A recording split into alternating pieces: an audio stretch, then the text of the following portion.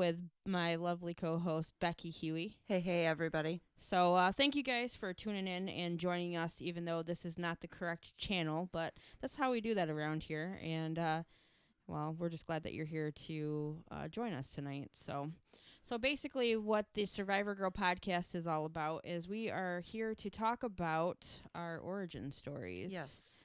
And we have come a long way to where we're at as survivors. And we're going to talk a little bit about that tonight. And we're also going to talk about getting some guests, or that we have a lineup, actually, of some guests. We actually have a lineup, yes. Of other people that have survived and are thriving and are looking to tell their story as well. We already have some stuff going on in the chat. We got Tony, our producer, actually, joining us in the chat. Sup, Survivor Girls. Much love and respect. Thank you for joining us. Yes. So we pretty much are just looking into sharing our stories, our origin story, and throughout this whole thing, we want to kind of nominate a survivalist, someone who's thriving and surviving, because we've gone through a lot, and both of us actually have gone through a lot. Yes, we have. And we're here to tell a little bit about that because I kept on hearing, hey, I think you need to speak up and tell where you come from. What's your story? I mean, I've already been on the Don't Make This Weird podcast. Obviously, we're using that platform again, tonight. So some of you might recognize me from that. But about 6 years ago, I met Becky. Yes. And I met her actually at the gym here in town. Mm-hmm. And I was very inspired by her, but and it was just because when I walked in, I was like, wow, she is busting her butt. I want to get up there and start, working through what I'm going through. And then we became friends. Yes. And we learned that in the gym that we could stay quiet and not talk to each other, but still, become friends through pushing through working out. And kind of know what we're going through. Exactly. So, but I wanted to, I guess let's start with a little bit about your story. Actually, I think we should start with a disclaimer first. Okay. Heather and I are not doctors. We are not here to prescribe, to treat, or in any way diagnose any issues you may be going through. We just want to share what we're dealing with and how we have overcome it. That's a really good disclaimer, actually. I'm glad that you thought about that because I really didn't, to be honest. I was just thinking, well, I'll talk about what's going on, what's happened. And we definitely do not have a PhD in anything or are psychologists in any way. But we feel that us being just who we are and being real and the things that we've gone through might be able to help others get through it. So inspire and move on. So exactly. Little bit about myself. I am an Army brat and have been through many moves, and I've seen pretty much all of the world. But when I was 15, we came and settled in Cairo, and I started my sophomore year in Cairo High School. Got to know just about everybody in my graduating class, and it was a class of about 200, and in the junior year, we lost one of our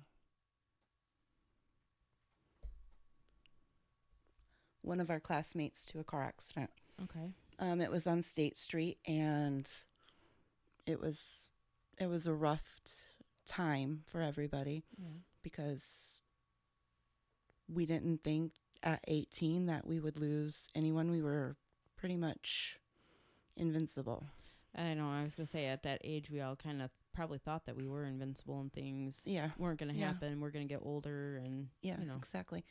And then in the summer between junior and senior year, we lost another classmate to a car accident, and, we all moved on and went through, and we thought that the curse was over with, but unfortunately in February of 1995, there was one more car accident, and I was involved in that one. Oh. Yeah, it was rough. I was the driver of the car, And it was a horrible snowy day, and we lost control, hit a tree. There was 3 of us in the car, and I would say I was probably the worst off because my friend Sadie, who was sitting in the passenger seat, died instantly, so Wow. she didn't feel any pain. Heather, who was in the back seat, had a concussion, ended up getting stitches, but I was literally pinned in the car. Wow. Broke my legs in 13 spots. Didn't even know if I was going to ever be able to walk again. And had some other minor injuries. And when I say minor, they weren't really that minor. They were pretty major because I had a bruised heart and bruised lung. Wow. And a laceration on my chest from the seatbelt. But the seatbelt saved my life because it held me in spot so that I didn't get a head injury. Yeah. But it was rough. I really don't remember anything about the accident, but I can tell you that I remember the voice of the first responder that was with me, held my hand, and tried to keep me from going into shock. Yeah. And she has become a dear friend. So I was blessed with her. She says that she's not a hero, but in my eyes, she is. Because she was there with you that day, and she was there at my worst possible day. So. And that, how many years ago again was that? 24. 24 years. And I know that I remember when we first started talking, how you said that they did not expect you to walk, and you just said that here. But now you do. I do. But you worked really hard to get to that point. Extremely hard. Yeah. And how long did that take you after all of that happened? With physical therapy and everything like that, it was about 2 years. Yeah. The initial night of the accident, I was in surgery for 13 hours. And it was like stringing beads to put my lower right leg back together. Wow. Yeah. Yeah. And there were a couple of times when I actually lost the fight, but they were able to bring me back. Jeez. And you're still here, and you're still here, and you've learned so many things over these years. I have. Because you probably, at one point, felt like giving up. I did. I was very thankful for my father, who told me that I could do anything that I put my mind to.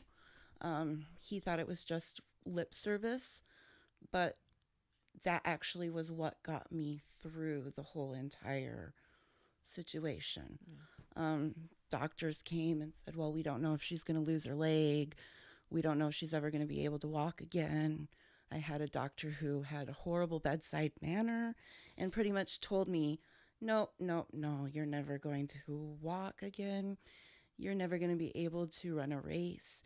And my parents, hearing all of this, knew that there was one thing that you don't do. You never tell Becky she can't do anything. Right. Or she can't do it. Yeah. Because she'll prove you wrong every time. Yeah. So. You've done a couple 5Ks even. We have. Yes. Yeah. I know I've done one with you, and you did another one with your dad. And and then I've done 2 with my aunt. Yep. So, but that we did one with her as well. So yeah, that was the color run. That was amazing. Yes, it was. So yeah. I was dealt a bad blow, and I just decided that, okay, I could take this one of 2 ways. I can either be bitter about it and not go on. And I have to say that one of the hardest things to deal with was the fact that Mom and Dad wanted me to get up, be able to take care of myself. So they would purposefully just say, okay, she's going to have to get up and be able to take care of herself. So she's kind of thirsty right now. She's either going to get up and get herself a drink, or she's going to sit there and remain thirsty. Wow. So that probably at that point in time, you were feeling like Pissed they were me after off. you. Out to get Pissed you. me off, yes. Yeah. But pissed me off. But it was just the right dose of medicine I needed to actually get up and take care of myself. Yeah. So. And I can only imagine like how they were feeling at the time with everything going on, and trying to stay strong for you to see that you could still overcome it. And yeah, and I think I think I recall seeing pictures of you actually getting up and walking across the stage to be able to get your diploma. Yes. After all of that. At that point in time, it was in June, I was able to actually get up out of the wheelchair, and I could navigate with crutches. But because it was graduation and things were just emotional right. I was using a walker to receive my diploma, but yeah. Wow. Got a standing ovation, not only from everybody in the stadium, but all of my classmates. And just because I was upright. Right. And you weren't giving up. And I wasn't giving up, so. And you still are that way. You still are that way. And that is why when I started thinking about doing this podcast, because I kept hearing to, you need to tell your story. How about writing a book? How about this? But I really got really comfortable behind the mic after doing 87 episodes on the Don't Make This Weird podcast. And I was like, you know what? Why don't we talk about it? Why don't we just have a conversation about it? Why don't we bring other people into the studio and have them talk about it? Because I don't think that people talk about things enough. Exactly. Especially these stories where you are brought right down to the ground and you get right back up. You don't get right back up, but you get up from it. And I think being able to discuss this and have these conversations with people and bringing other people in to tell their story, if it reaches just one person, I think that this is a success. Exactly. And yes. This is the reason why we're doing this. And this is the reason why we will continue to do the podcast, because when you're at ground zero, you don't really realize where you're going to go from there. And right now, I mean, you said 21 years and 24 years. 24 years, sorry. Yep. And I'm 6 years out from my own, 5 years out from my experience. And you don't realize where you're going to go from once that whole thing has happened and you get past it. I mean, are there days that are struggle still? Absolutely. Oh, yes. Absolutely. There's always going to be those days that are going to be struggles. But when you get down to it and you start thinking about how far that you have come, it's really where, when you start thinking, okay, all right, what else am I going to get through? What else can I do? And you don't want to ask too many of those questions because you don't want added things on. But yeah, and I like to say that I have survived 100% of my worst days. Yeah. So, yeah. And we both know that I'm not really comfortable behind the mic yet, but we're getting there. But that's okay, because after I did I did a live video on Facebook about how far I've come from my weight loss journey and stuff with my surgery. And on that actual live video, I said that I was thinking about doing this podcast, and I was like, oh, I kind of want to, like to look at having a co-host. And I don't even think I was done with my video when you started like dinging in on my phone about, yeah, I'd like to try that. Yeah, I said I wanted to try out, and you were like, okay. Might as well. I mean, I couldn't think of anybody else. Like I said, you inspired me from the very beginning. And I know, I don't want to get too mushy here, but I know that there's been times when you've told me, well, you inspire me too. Yes. And your favorite thing to tell me, will you just take a compliment? Yes. Can you just take a compliment? And I'm working on that. I'm working on compliments, and I'm also working on letting it go and letting people help. That is a very hard thing to do. It really is. It is. And from experiencing what you've gone through and getting up and doing things, it's hard to let people help. It really is. It's extremely hard to even let them help when they say, hey, how can I help you? Yeah. Oh, yeah. What can I do to help you succeed in what you need to do? And I think that we miss out on those opportunities when we're too closed, when we're too closed up, because I know I've missed out on a lot of opportunities by not allowing people to help me. And that's something that I'm really learning now. So, yes. And in the chat, we've got Jeremy Gibbs joining us. He says, much love, Survivor girls. Thanks, Jeremy. We're glad that you're tuning in. I was going to give a shout out to another friend who is named Rebecca.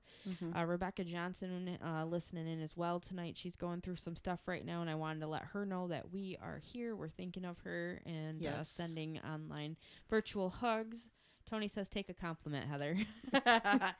Okay. All right. I'm taking one. Thank you. Thank you. Is that what I say? Thank you. That's what you say. Thank you. So more stuff with, though, on your experience of what you've gone through. What is something that you have brought that you could give to somebody or tell somebody that might be going through the same thing that you're going through or have gone through? Don't give up. Yeah. I mean, that's good advice. Yeah, don't give up, and you have the choice. You have the choice of allowing whatever you're going through to make you better. You have the choice of letting it make you bitter, and nobody wants somebody bitter all the time, so let's go with being better. Yeah, I mean, I agree with you there. I was thinking, too, when I was going through my situation of not being the victim. Yes. Not playing the victim, because so many times we can allow ourselves to do that, and it's easy to do. It's easy to be like, why me? Why this? Why? Right. Exactly. It's super easy to do that. And I mean, there was times when I found myself trying to do that, and it was like, no, that's not you. You're not the victim. Yes, you've gone through a storm. Yes, you've gone through some shit.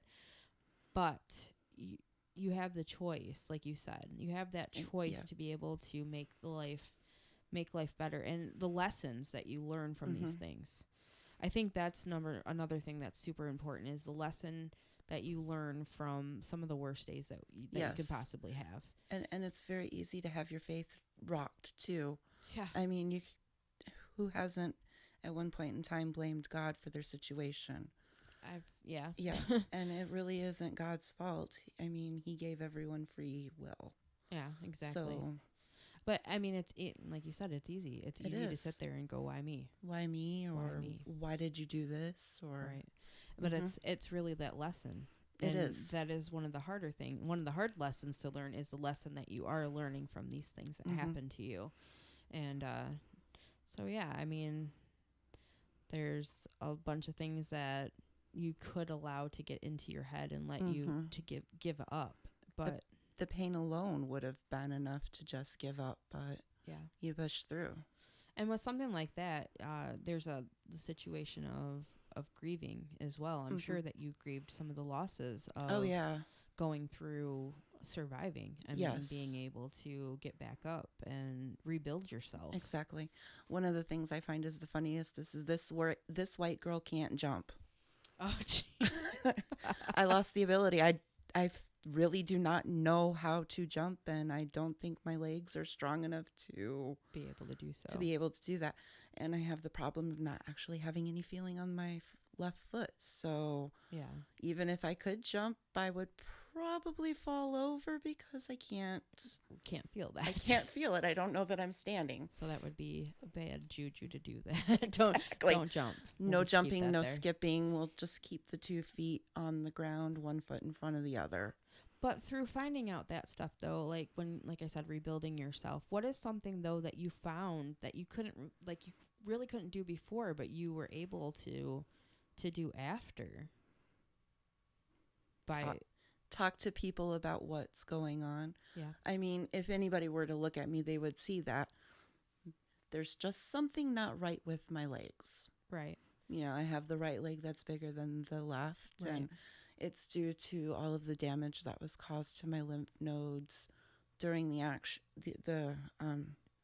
car accident. So one of the things I do is when I hear a little child questioning, "Mom, why is her leg like that?"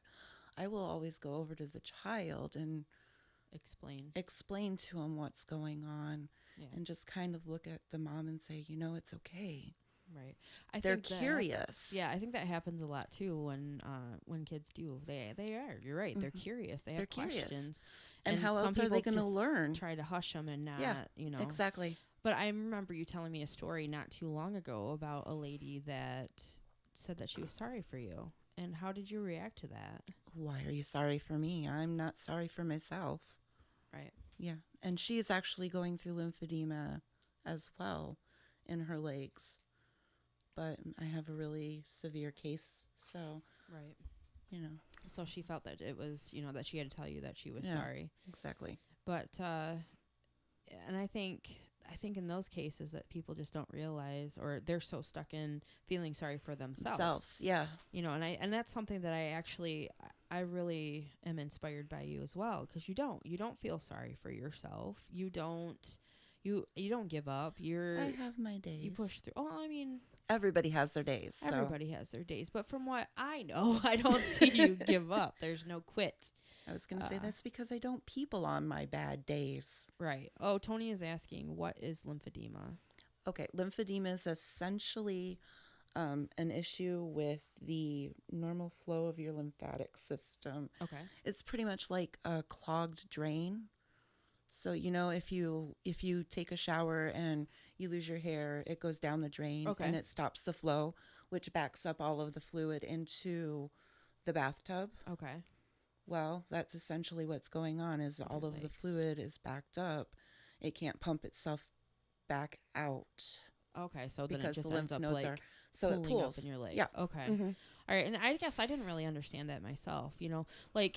Like you had said, when a child asks questions, like when we first started hanging, I never asked. I never asked you anything because I wasn't so much as worried about finding out why as to getting to know who you were. Right. And like exactly. I said, seeing you, we used to call it like the devil, that the one machine at the elliptical. Gym, the elliptical. And I see you up there like kicking ass on that thing, and I'm like, damn, that girl is like busting her ass here. But it did though. It really did inspire me, And at that time, that was before I was really going through any of the stuff that I went through. So, and we have a couple more people joining in. Sasha says, hello, beautiful girls. I'm here. Hey, Sasha. Hey, Sasha. And Megan said, hello. Sorry, I'm late. It's okay, Megan. We had to switch over to this platform for this episode. So next one, it will be fixed. It's just a little issue that was going on with YouTube. So we will be back on the Survivor Girl platform, and you guys will be able to have your subscriptions and everything go right to that when we are live. That will be next week. That will be the next one. Yeah, our next show. Who we also have Crystal LaFay joining us for the next one. I'm excited to meet her. Yeah, she is awesome. So we are looking forward to having her on to tell her story. So, but yeah, so we're talking about Becky's story. If you just joined in, she's given us a little bit about what's how she's been surviving and thriving through everything, and giving us a little bit of a backstory. So yep, actually, there's a funny story that involves Megan. Yeah. I was in the burn unit when I was first in the hospital for 2 months or 2 weeks, and my parents, knowing how important family was, they would smuggle Megan into the ICU at 5 years old. Oh wow! Yep. And Megan is your cousin, right? Yes, she is. And then on my graduation day, she's coming up to my little wheelchair, and she's so afraid that she's going to touch my legs and kill me. Oh no. And I'm just like, nope, that's not gonna happen. And I just picked her up and I sat her on my lap, and she just kind of accepted things from there. Yeah. And just that's cool. The bond was formed and solidified. And yeah, she is very cool.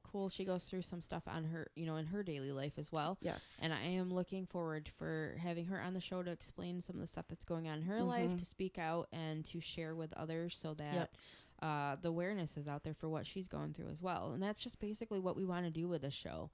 We want to be able to reach out to people, our listeners, to, just everybody, and exactly, be able to experience what they've gone through and how they are a survivor, how they have overcome, how they take on the day. Everybody has a story. Absolutely. Everyone has a story. And I guess maybe it might be time for me to share mine. I think so. All right. So, yeah, Megan said she was smuggled in and she wouldn't leave. No, she wouldn't. It was kind of cute. Aw. So, okay, I guess I can talk now about what's going on and what happened through my life, where I started to become a survivor. And so about almost 5 years ago, I started out with having to get gallbladder surgery. And I was always sick. I couldn't figure out why. I was constantly feeling like I had the flu, and just things weren't right. I was working at Walmart as a stock and retail. I mean, I did everything at the store. And I've always been an overweight, bigger girl, and being able to keep up with all of that, I just figured I was just exhausted, and it was just issues from, having high blood pressure and diabetes and stuff. And I thought, all right, well, I'll just continue going to the doctor and figuring it out. Well, at the time, my doctor really wasn't figuring out anything. We did different tests and whatnot, and he said he did figure out that I had a blockage for my gallbladder, but he didn't do anything about it. He just said, oh, people live with this all the time. That's odd. I agree. So I switched over to another doctor, and she was like, okay, you need to get surgery on your gallbladder. It's 99% blocked. I said, okay. And this was in May of 2014. Mm-hmm. And I said, okay. She's like, you're okay until you get to go in for the surgery. We're setting up everything for your insurance and whatnot. And I was constantly just feeling sick. So I went and got that done. I was fine. Everything was good. I was healing. And my mom started getting sick. Mm-hmm. And we couldn't figure out what was going on. She kind of figured she had the same thing. So she went in for testing. It wasn't like blocked like mine was. They said it was sludged up or whatever. And then she went in and had the surgery as well. So I started helping take care of her. And she's still not feeling good. Right. Whereas I started to, but I was tired. Mm-hmm. And so she had it done, and then about, I think, a week or so, it was a couple months, actually, we had to take her in because she wasn't feeling well, and we found out that there was a lot more going on with her. And so we ended up going up to Cass City Hospital, and we were up there for a while, and I had a nurse come up to me and tell me that I had a long road ahead. That me and her had a long road ahead. And I kind of, when you get that feeling that something was seriously wrong. In the pit of your stomach, yes. In the pit of your stomach. Yep. And that's kind of where I was at. So we went home, and she had ended up going back into the hospital within the next couple days. Mm-hmm. And we ended up getting shipped up to Saginaw to Covenant, which they were amazing there. I'm not going to say they weren't, but. Yeah. And for about a week or so while we were up there, we didn't know what was really all going on. Tests were being ran all the time. And then the doctor came in and told me and her that she had pancreatic cancer and that it was stage 4. Wow. Hardest thing to ever hear, especially when you're like a definite mama's girl. Oh, yeah. Like, yep. Best friends and everything. Mm-hmm. Pretty hard to hear. And she didn't quite grasp that it was terminal. And at that time it was hard because I had to explain that to her, and I started, we went back home, and I was helping take care of her, and then I had gone in for some testing because I was still not feeling very good. Things were happening. I had an incident at the gym, actually, where I was trying to beat my, scores and stuff on that machine. You gotta beat the devil. I ended up like hemorrhaging, and I had no understanding as to why that was happening. Mm-hmm. And then I got a call a week after my mom was diagnosed that I had uterine cancer. Mm-hmm. So a week apart, and I was helping to be her caregiver and also talking to the cancer that's in my body, going, don't move, please don't move, don't go anywhere, because it had spread in hers, and I was terrified. Yes. And you were with me. Yes, I was. Becky went with me to my first initial appointment to find out what we were doing for it. Worst appointment ever. It was, because I found out then that the only way to find out how bad my cancer was for them to go in. And at that point in time, I didn't know. I didn't know. They told me I wasn't going to be able to have kids after the fact. A hysterectomy was going to be done, and all that stuff was going to happen. So we ended up getting an appointment to Ann Arbor. I ended up going in August, I think. No, I can't. When was it? No, yeah, it was August 18th I went in. Mm-hmm. And I get there, and awesome doctor. Absolutely adored her. She looked like a cartoon. She had like this really tall lady with a lab coat and those like black thick glasses. And she was super cool.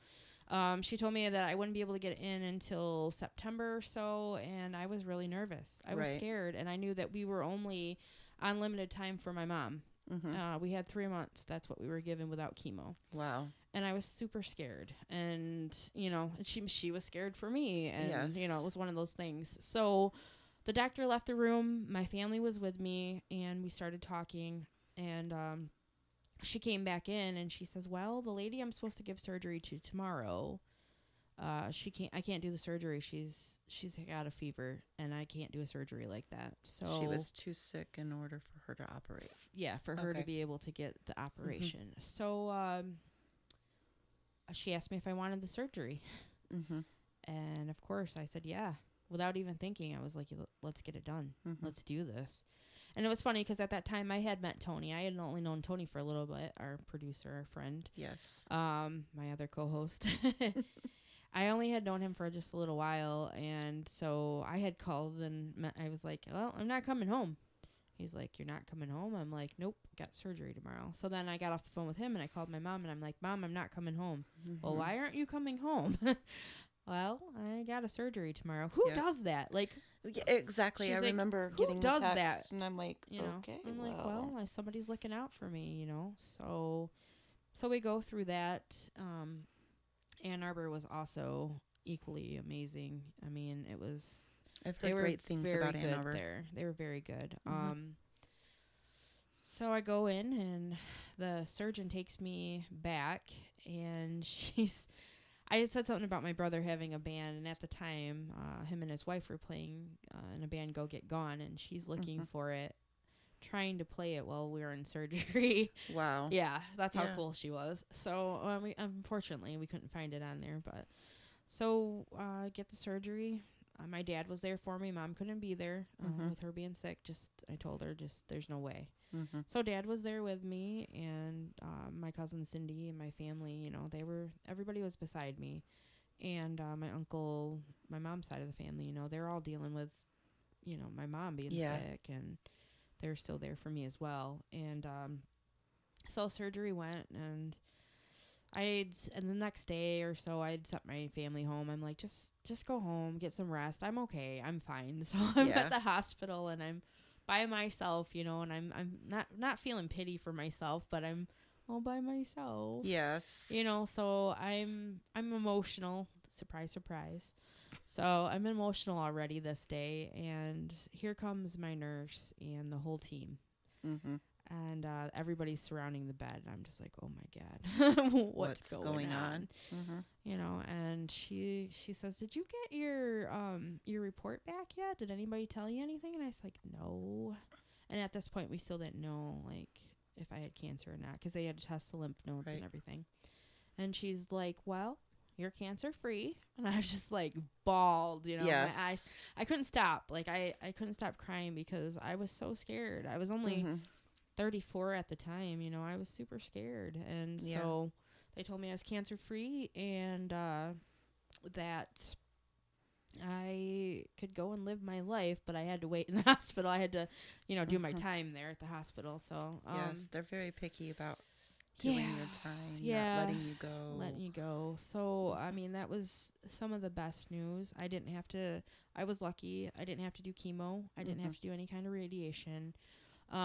Throughout I did lose some hair from the trauma of everything. Yeah. But I was super lucky though that I didn't have to do any of that stuff. And I get asked that, people will ask if I had to, and no, I didn't have to. And my mom chose not to for her. Right. She wanted to live the rest of her life out without being sick. And, at the time I didn't understand that. Right. I was upset, but when it comes to cancer and you have people dealing with that, you just kind of, even if you want to try to save them, you always, that's the first thought. If it's somebody that you love, the first thing you want to do is try to save them. And you want to give them all these options, and you want to tell them all these studies and all these different things that you found out and that you've done research on, and that, and that's kind of the worst thing that you could do for them, because ultimately they're going to make that decision for them. It's their decision. Yeah. You can't help it as a human and as loving, and, as that kind of a person. You can't help that. You want to save them, but there's just sometimes you can't. And the quality of the time that was spent after I got out of my own head of trying to fix my mom and save her, I just couldn't. That was just reality. And the time that we got to spend together was so much more important. And I'm thankful for that because we had some funny times. We did some funny, we did a lot of really cool stuff together, and I'm glad because if I would have continued on that mission to try to save her and try to make everything right with it, I would have missed out on that. So, I mean, that's something that I can give from the experience is when you have somebody that's dealing with it, as much as you want to save them, please listen to them and what their wishes are, I know that's not an easy task. I swear, I know it's not. So, I mean, it's super hard. But so, in all of that, I was off. Like I had first called my job and told them when my mom was sick that I was going to be off because, to me at that time, that was number one. I had 3 months. I had 3 months with her. Mm-hmm. I wasn't gonna just squander it. No, I wasn't. So I took the time off. At that point in time, work wasn't important. No. Mom was. No, nothing else mattered at that point in time other than my mom and healing. And that's what I did. And I'm not sorry about that at all. I did end up losing. Ultimately, I did end up losing my job. I did. They told me I'd ran out of time. I mean, there was a bunch of issues. And I'm not excited about that. I'm not happy about that situation. No. I don't think that they're great for being able to do that because I put 11 years in and, kind of got the shaft there. Mm-hmm. But in the end, I ended up finding a way better place to work. I've ended up finding myself and I ended up being able to do the things that I do now. And I had petitioned myself to never allow myself to work for a place like that again. Mm-hmm. To always do the things that make my soul happy. And just to live life, I mean, just live it out loud. And I think that's super important. And I don't want to see people go through tragedies to be able to make that decision. Right. So what is one of your favorite memories that you wouldn't have had if you wouldn't have told your job to hit the road? I'd have to say being able to work in the studio, being able to work on music. Mm-hmm. I mean, because all I did was I worked third shift. Yeah. That's pretty much it. I slept, I ate, I was depressed, and I went to work when I wasn't depressed. Mm-hmm. I mean, I really was in like this vicious cycle, and I didn't know what it meant to believe in myself, honestly. So I'd have to say definitely working in the studio and doing these shows, these podcasts, and playing with the band for the Relay for Life as a celebration of another year cancer-free as like the most kick-ass thing I've ever done. So, I mean, there's a lot of awesome things. I work at Bronner's, and I absolutely love it. I mean, I wouldn't trade that. There's more to the origin stories that Becky and I have, and we're gonna continue those on other shows, and we're gonna switch up the topics and whatnot. But as far as everything with that, I learned how to believe in myself a lot more. I mean, when tragedy strikes, that's when we kind of start reevaluating everything. It is, yes. And I guess my challenge to people that are listening is maybe reevaluate before a tragedy happens. Mm-hmm. If you got that opportunity to trust your gut and your worth, try to look at that before anything like this happens. Yeah. I mean, yes, I understand that things are going to come up, things are going to happen. And that's part of becoming strong, and that's part of becoming a survivor and thriving. But I definitely would challenge yourself to see what you can do. I mean, that book that you've been wanting to write, like, do it. The job that you can't stand, and there's another one that makes you happier. Try for it, push for it. I mean, that's one thing you had spoke about your parents, and how they pushed you and stuff. Well, my dad has always had this thing. Since I was little, he'd always called me one track. Yeah.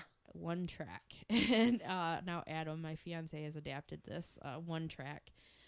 Because I'd get something in my head, and I'd have one track about this thing I got in my head, and that was it, and that's what I'm doing, and that's it. That's it. Yes. And once I get something in my head, that's what I'm doing. So I appreciate that. Like now that I understand it, because when I was kid, I was just like, okay, that's funny. I don't know why you're calling me that. But now that I understand it, I'm like, he's not wrong. Right. He's really not wrong. So, I mean, I guess it's just the fact that don't give up. Don't give up on those dreams that you have. Don't give up on the dreams. Don't give up on yourself. Absolutely. I mean, because I've always gone this whole fact of when you go to bed at night, you may be going to bed next to your significant other and the person that you love, but you also are going to bed and you're what you got. Mm-hmm. I mean, yes, you have that other person, but you're what you got. So why not give yourself the best? Why not believe in yourself to do something that you want? Why do we shut ourselves down like that? Why do we not just go with it? Why do we let that fear just cripple us? You know, and I know that's part about being human, and I get it. We grow up with learning fear. And I've heard this from other people. This isn't something that is coming from me. I've heard this from authors. One of my favorite, and I'm afraid to mention it because I guess YouTube is on a war strike right now. But Jen Sincero, you are a badass. This is her books. This is her, what she has puts out there. And a girl at work, her name is Bethany, she actually mentioned this to me. She's like, have you read You Are a Badass? And at one point, my little smart ass mouth wanted to say, I wrote the book. But I didn't. I was like, no, I haven't read it, but I'm going to check into it. And I did. I listened to it for free on YouTube. But if you got the money, support your author, pay for the book, get the audio, whatever. It is worth it. It is so worth it. It is a great book. I know you have read it. You told me about it, and I had continue. to. Help it. I had to listen to it, and then I went out and bought the copy because listening to it is one thing, but reading it and writing notes in the columns and all over the place is a totally different thing. Having an actual legit book in your hand is one of my favorite things. But at work, when I'm working at Bronner's, I can listen to whatever, and while I'm painting ornaments, I'm able to do that. So you're that fortunate. Was very you're fortunate to get to listen to and pin, but unfortunately, some of us have to listen to the customers. Yeah. So, I mean, I know that we both work there and we both have different, but I had a couple things. The chat is really blowing up, and I appreciate all of you joining in. Yes. Hello, everyone. Derek said you are an inspiration to us all. Tony said what he said. Tony said, thank you, Heather, for sharing your story. Both of you and Becky are total badasses.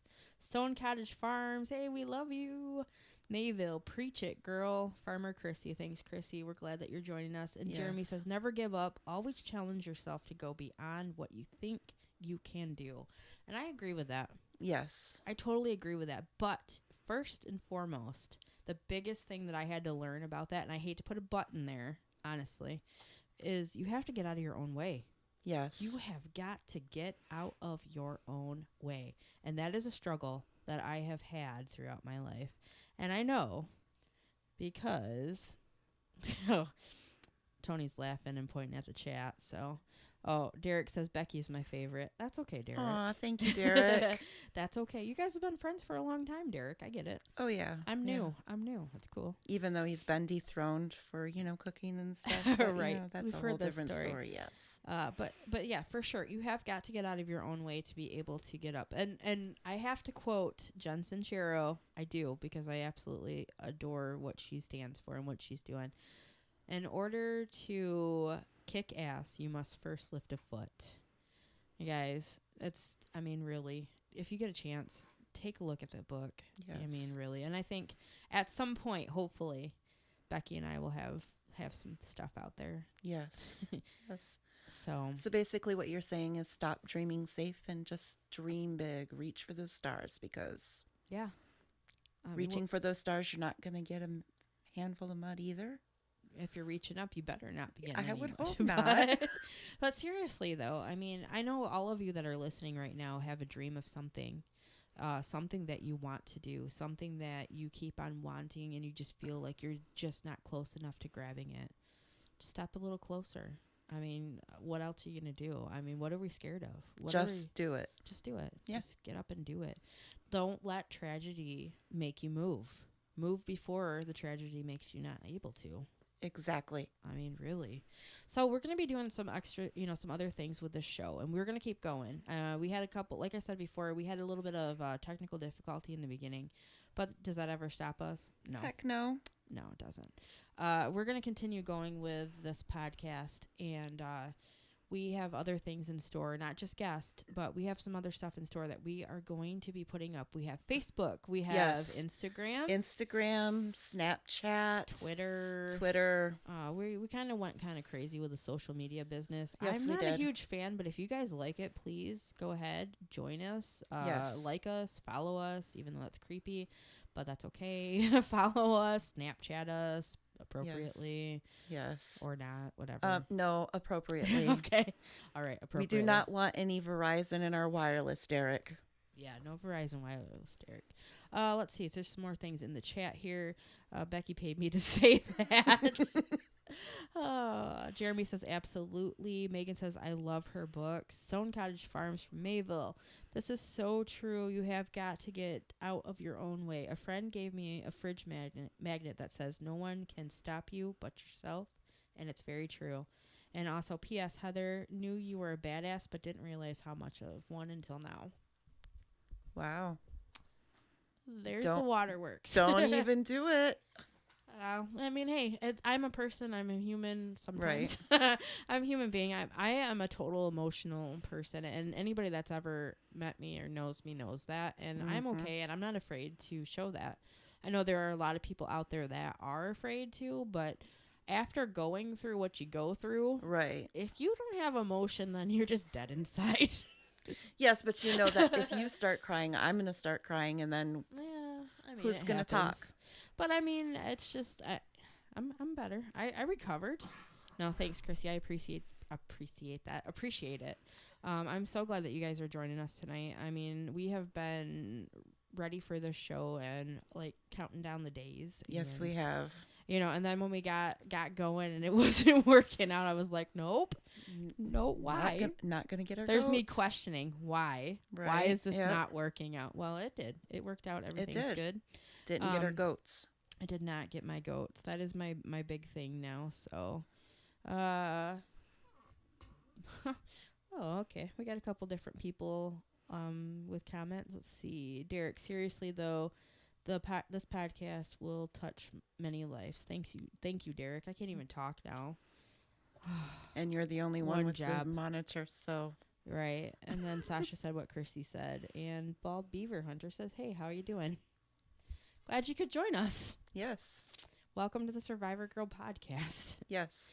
On the Don't Make It Weird platform for right now. Right. So some of our listeners from the Don't Make This Weird might be crossing over, but hey, we're glad that you're joining us. We're looking into also doing some merchandise as well. Yes. Some t-shirts and some other cool things with the Survivor Girl podcast. And I Am a Survivor is going to be one of the tags on the, for our merchandise as well. Yeah. And we are going to be sharing those as soon as we possibly can. And, just we thank you for supporting us. Keep looking at that Facebook page and all of the others. Because there's going to be so many more things coming up. Yes. And we, like I said, listeners that are tuning in with us right now or anybody that does catch this show, because it will be archived, let us know. We're looking for something to call nominating a badass, something different, because we don't really want to go with Jen Sincero's badass idea. Yes, because it's hers. So if you guys have something that you think would be a better fit for nomination for somebody, just let us know. Chime in. Yes. Send us a private message, whatever. Yes, I did create a button to send us a message on Facebook, so go ahead and click the button and send us a message with your idea. Perfect. See, Becky's on it. We got an amazing team. I just want to thank all of our team that is working on this podcast and on our platform. You guys are rock stars, and with you guys, we are able to just continue moving forward. And we couldn't do it without them. We would be lost. So, Beaver Hunter said that he has subscribed, and thank you. Well, thank you. Thank you for joining us and subscribing. We are going to be having our next one on April 14th with Crystal LaFay. Yes. You guys, the story that she has got to tell is amazing, and she has such great energy. I don't want you guys to miss it. So if you can hit the subscribe, we will be on our Survivor Girl podcast platform. So that will be happening. Yes. We are doing it a little bit earlier because of Easter coming up. We don't want anybody to miss out on that. We got a lot of stuff going on. So please check that out. We want to give her as much love as possible as she tells her story. And we're going to talk a little bit more about some stuff that we've got going on. And as always with the chat, we absolutely love your guys' comments. Yes. Keep them coming. We want you to be involved just as much. So I'm hoping that, you know, when we're on the mics and we're talking, that we at least, like I said, touch one life. Yes.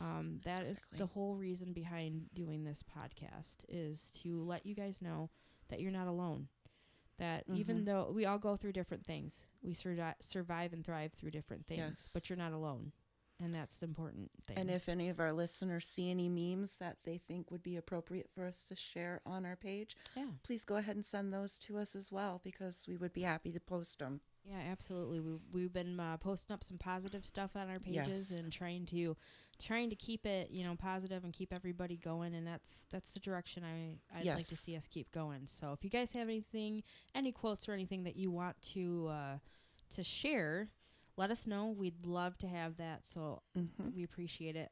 Stone Cottage says thriving survivor of the week/month. I love that. I love that too. Yes. I love it. Thank you, Chrissy. We will definitely and we actually will be that. seeing Chrissy on the 13th when we do our soap making class. Heck yeah. We get to go to Stone Cottage Farms. You guys, they are amazing. They are. Love them. And their soap is amazing. Equally, because it's made with love. Yes. Everything. That's the first ingredient on that. Let me just say, one of the reasons that we absolutely adore Chrissy and Dave over at Stone Cottage Farm is because of the love and the things that they do. You know, they are great people. They're down to earth, and right there, that's the group I love to run with. Yes. Those people are the people I love to run with, because you know, we keep each other in check, and we keep each other, you know, just keep each other going. It's awesome. Yes. I got a couple more things. Megan says, can't wait for the next one. This was great. Thank you, Megan. We appreciate you joining us. Jeremy says, Survivor Girl Power, you go girls. And Sasha says, Becky, you did great. So, thank you, Sasha. Oh, and Megan, I got lots of memes I can send, I am sure. We are looking forward to it. We are glad that you guys are fans already. And if you guys like what we're doing and you're behind us and you want to share, put us out there. We appreciate the shares and the subscribes, you know. And the likes. The likes and the love. And we definitely do appreciate that. Yes, we do. Go ahead and, you know, share us. And we will be reposting this for the Survivor Girl platform. It is currently being recorded and will be put over onto the proper platform. Thank you to our producer Nate as well. And we're grateful and thankful that you guys are with us. So we got a lot more things coming, guys. I mean, honestly, we've got a lot of stuff coming for Survivor Girl. If you know somebody that needs this on their Sunday nights, tag them. Yes. You know, you guys have questions. Like Becky said in the beginning, we are not doctors, we're not therapists or anything like that, but we're real people that are surviving and thriving. And if you have any questions about anything that you've heard about the stories, please go ahead and send us those questions as well. Yeah. I know I would be happy to answer them. Absolutely. And I'm with Becky on that, you know. We are, like I said, we're just real people. Yes, we are we're just real people that have gone through some crazy storms. Yes. And we are going to continue to talk about more of that on our next episode. Well, our next episode we'll be having Crystal LaFay, and then after that, our episode together. Yes. We will be talking about more of what we've been through, because as much as I'd like to say that that's it, that's not just really the beginning. That's just like the tip of the iceberg. Yeah. So we are going to be sharing more of that. So you guys, thank you for tuning in. Yes, thank you. And as always, you have the choice to choose to be better or bitter, and I hope that everyone chooses better. And guys, life is best lived. Absolutely. So you guys, thanks for tuning in and joining us on our first episode of Survivor Girl Podcast.